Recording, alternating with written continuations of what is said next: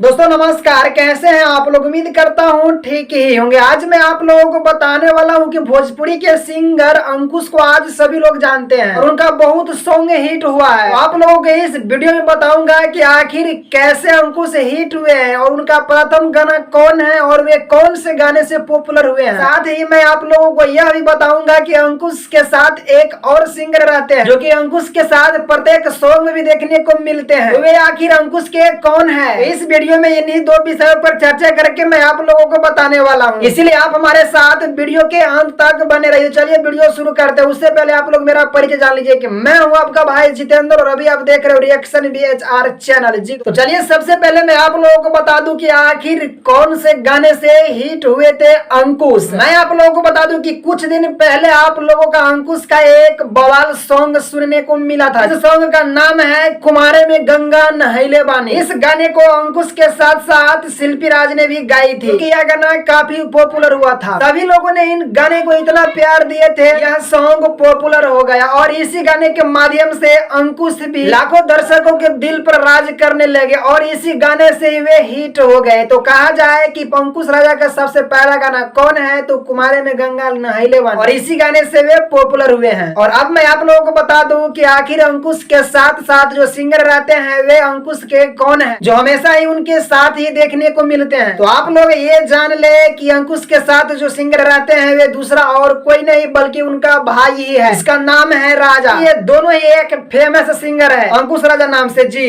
अब तक जितने भी सॉन्ग रिलीज किए हैं उन सभी गानों में अंकुश के साथ साथ राजा भी देखने को मिले हैं।